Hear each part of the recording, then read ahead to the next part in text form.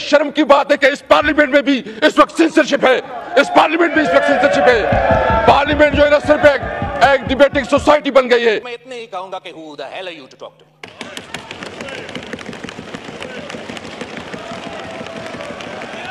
आप opposition leader के घर पे छापा मारते हैं, स्पीकर को कोई नोटिस में नहीं लाता।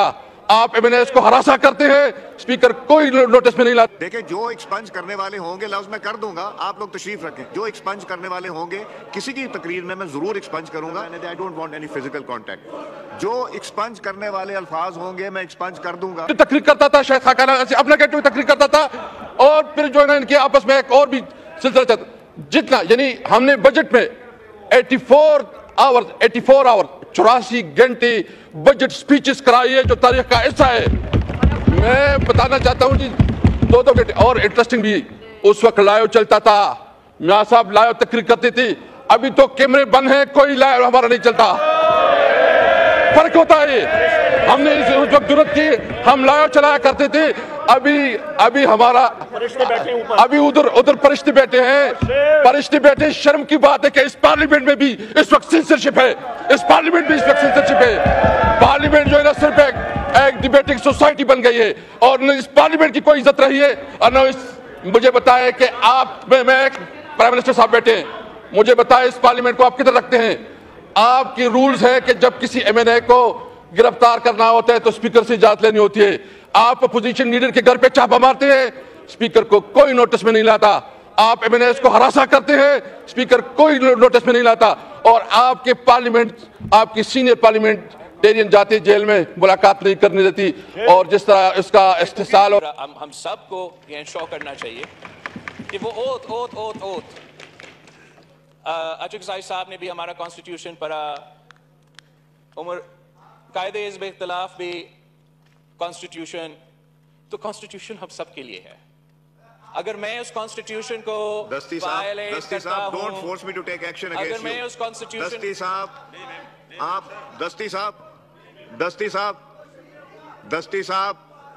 दस्ती साहब please, enough is enough now, please बस करें। माइक खोलें बिलावल साहब। जनाब स्पीकर, अगर मैं उस कॉन्स्टिट्यूशन को वायलेट करता हूं तो मुझे सजा दिलवाए, 100 दफा मुझे सजा दिलवाए। अगर कोई उस तरफ से उस कॉन्स्टिट्यूशन को वायलेट करता है तो उनको सजा दिलवाए।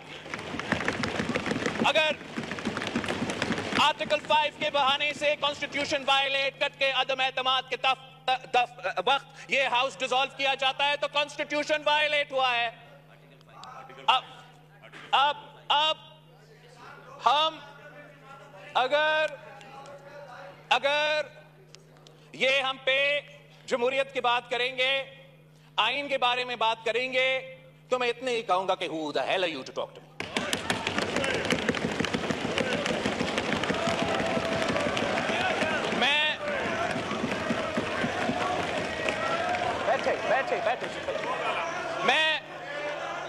मैं उस आदमी का नवासा हूं जिसने तख्तेदार पे फांसी कबूल किया, मगर अपने असूलों पे सौदा नहीं किया।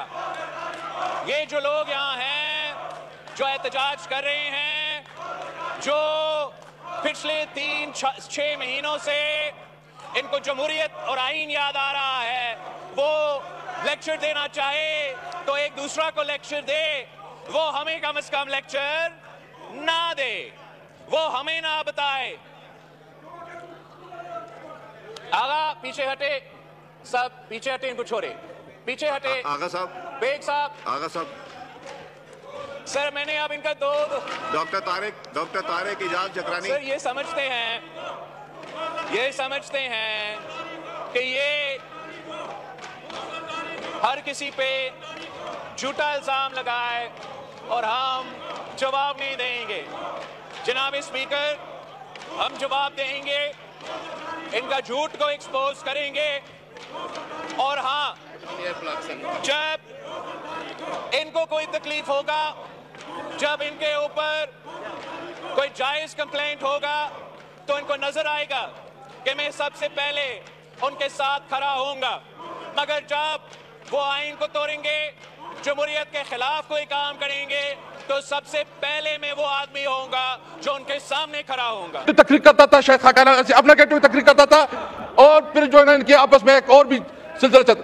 जितना यानी हमने बजट में 84 आवर्स 84 घंटे बजट स्पीचेस कराई है, जो तारीख का हिस्सा है। मैं बताना चाहता हूं जी, 2-2 घंटे। और इंटरेस्टिंग भी, उस वक्त लाइव चलता था, मियां साहब लाइव तकरीर करते थे। अभी तो कैमरे बंद हैं, कोई लाइव हमारा नहीं चलता। फर्क होता है। हमने उस वक्त जरूरत की, हम लाइव चलाया करते थे। अभी हमारा अभी उधर फरिश्ते बैठे हैं, फरिश्ते बैठे। शर्म की बात है कि इस पार्लियामेंट में भी इस वक्त सेंसरशिप है। इस पार्लियामेंट में इस वक्त सेंसरशिप है। पार्लियामेंट जो है ना सिर्फ एक डिबेटिंग सोसाइटी बन गई है, और न इस पार्लियामेंट की कोई इज्जत रही है, और न मुझे बताए कि आप मैं प्राइम मिनिस्टर साहब बैठे हैं, मुझे बताए इस पार्लियामेंट को आप किधर रखते हैं? आपकी रूल्स है कि जब किसी एमएनए को गिरफ्तार करना होता है तो स्पीकर से इजाजत लेनी होती है। आप अपोजिशन लीडर के घर पे छापा मारते हैं, स्पीकर को कोई नोटिस में नहीं लाता। आप एमएनए को हरासा करते हैं, स्पीकर कोई नोटिस में नहीं लाता। और आपके पार्लियामेंट, आपकी सीनियर पार्लियामेंटेरियन जाते जेल में, मुलाकात नहीं करने देती। और जिस तरह इसका इस्तेसाल, हम सबको ये इंश्योर करना चाहिए कि वो ओथ अचकजाई साहब ने भी हमारा कॉन्स्टिट्यूशन पढ़ा, उमर कायदे हिज़्ब इख्तिलाफ भी कॉन्स्टिट्यूशन, तो कॉन्स्टिट्यूशन हम सब के लिए है। अगर मैं उस कॉन्स्टिट्यूशन को वायलेट करता हूं, don't force me to take action against you. अगर मैं उस कॉन्स्टिट्यूशन,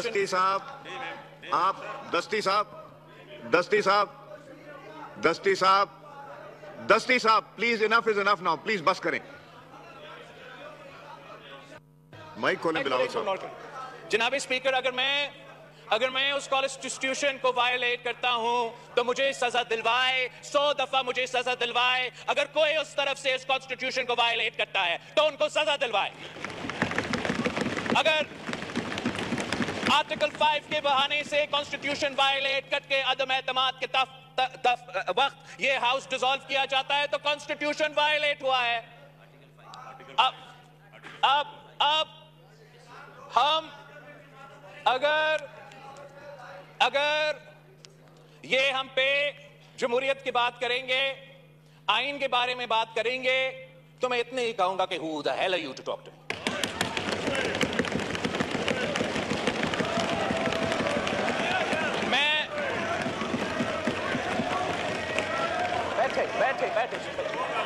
मी। मैं उस आदमी का नवासा हूं जिसने तख्तेदार पे फांसी कबूल किया, मगर अपने असूलों पे सौदा नहीं किया। ये जो लोग यहां हैं जो एहतजाज कर रहे हैं, जो पिछले 3-6 महीनों से इनको जमहूरियत और आइन याद आ रहा है, वो लेक्चर देना चाहे तो एक दूसरा को लेक्चर दे, वो हमें कम से कम लेक्चर ना दे, वो हमें ना बताए। आगा पीछे हटे, सब पीछे हटे, इनको छोड़े, पीछे हटे। आगा साहब, बेग साहब, आगा साहब, सर मैंने अब इनका डॉक्टर तारिक इजाज जकरानी सर ये समझते हैं कि ये हर किसी पे झूठा इल्जाम लगाए और हम जवाब नहीं देंगे। जनाब स्पीकर, हम जवाब देंगे, इनका झूठ को एक्सपोज करेंगे, और हाँ, जब इनको कोई तकलीफ होगा, जब इनके ऊपर कोई जायज कंप्लेंट होगा, तो इनको नजर आएगा कि मैं सबसे पहले उनके साथ खड़ा होऊंगा। मगर जब वो आइन को तोड़ेंगे, जमहूरियत के खिलाफ कोई काम करेंगे, तो सबसे पहले मैं वो आदमी होऊंगा जो उनके सामने खड़ा